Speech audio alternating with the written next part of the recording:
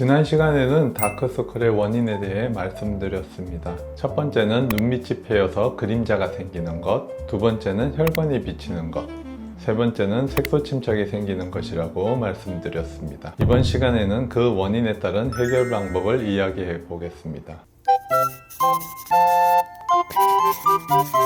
먼저 색소 침착을 치료하는 방법으로는 토닝 레이저가 안전하고 효과적입니다. 토닝이 한두 번으로는 효과가 충분치 않아 주기적으로 여러 번 해주어야 하는 불편함은 있지만 시술도 간편하고 부작용이 생길 가능성도 낮아 색소 치료로 가장 많이 하고 있습니다. 하지만 토닝을 해서 피부가 밝아지더라도 눈을 비비는 습관을 고치지 않는다면 다시 색소가 진해질 가능성이 높습니다. 스킨 부스터는 잔주름을 줄이고 피부결을 개선하는 효과가 있어 최근 많은 분들이 시술받고 있습니다. 그런데 스킨 부스터를 눈 밑 피부에 주입하면 주변에 콜라겐 생성이 촉진되어 피부가 두터워지면서 혈관 비침이 줄여줍니다. 동시에 앞볼 피부도 좋아지는 효과를 누릴 수 있어 만족도가 상당히 높습니다. 다만 한 번의 시술로는 충분치 않기 때문에 여러 번 시술하는 것이 좋습니다. 지금까지 말한 피부 색소 침착이나 혈관 비침은 화장으로도 어느 정도 가릴 수 있기 때문에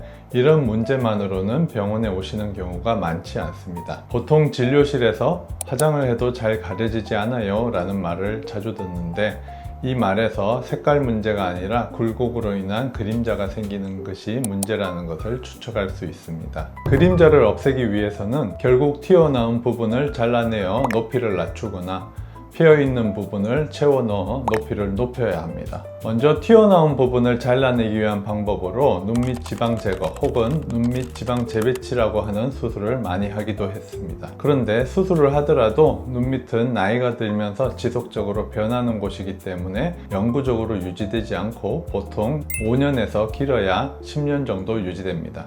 그런데 수술은 멍이나 붓기 등이 심해 다운타임도 길고 시간이 지나 다시 재발했을 때 반복적으로 해주기도 어렵습니다. 수술이 튀어나온 곳을 잘라낸다면 필러는 패인 부분을 채워서 굴곡을 없애는 방법입니다. 수술보다 늦게 도입된 방법이라 아직 인지도가 낮긴 하지만 현재 빠른 속도로 수술을 대체하고 있는 중입니다. 그 이유는 멍이나 붓기 등이 거의 없고 필요에 따라 반복 시술이 얼마든지 가능하며 또 문제가 생겼을 때 필러를 녹여 해결하는 것이 가능하기 때문입니다.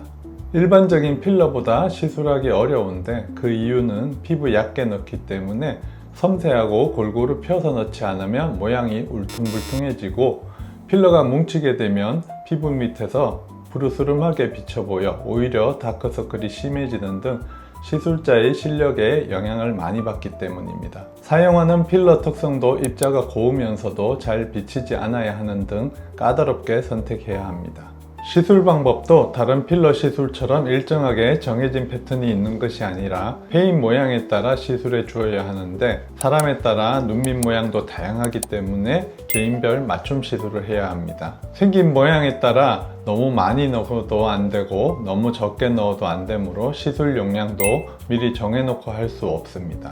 유지기간은 보통 1-2년이라고 말하긴 하지만 일반적으로 그보다 더 오래 유지되는 경우가 많습니다. 사실 필러가 완전히 다 녹아 없어지려면 10년 이상 걸릴 수도 있습니다.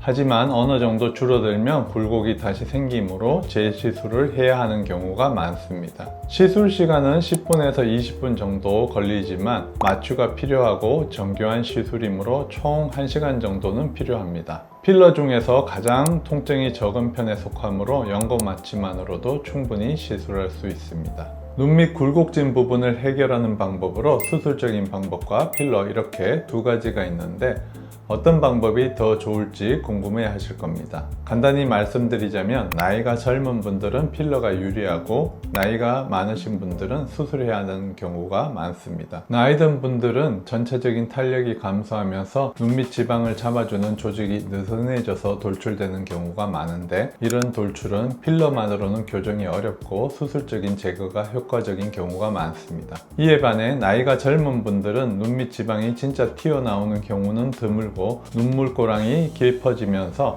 상대적으로 그 윗부분 지방이 튀어나와 보이는 경우가 많기 때문에 눈물고랑을 채우는 필러가 훨씬 더 효과적입니다. 수술이든 필러든 시술 후에도 나이가 들어감에 따라 반드시 재발하기 때문에 재시술이 편리한 필러를 하면서 나중에 나이가 들었을 때를 대비해 수술을 아껴두시는 것이 좋습니다. 다크서클이 심한 분들 중에는 눈 밑만 꺼진 것이 아니라 앞볼 전체에 볼륨이 줄어든 분들도 많습니다. 이런 분들은 눈 밑만 채우게 되면 시술 전보다는 많이 좋아지긴 하지만 앞볼에 전반적인 그늘이 생겨 좀 아쉬움이 남는 경우가 많습니다. 눈밑 고랑을 채우는 필러는 입자가 가늘고 잘 뭉치지 않는 성질이 있어 앞볼처럼 넓은 곳을 채우기는 어렵습니다. 이런 경우에는 앞볼 볼륨 필러로 채우는 것이 일반적입니다. 볼륨 필러는 입자가 굵고 잘 뭉치는 성질이 있어 깊은 곳에 주입하여 전체적인 볼륨을 올리기에 적합합니다. 예전에 말씀드린 바와 같이 앞볼에 볼륨을 채우면 어려 보이는 효과도 있기 때문에 그것만으로도 만족도가 좋은 시술인데 앞볼 볼륨을 채우면서 다크서클도 어느 정도 좋아지기 때문에 눈물고랑을 채우는 필러와 같이 해주기 아주 좋습니다.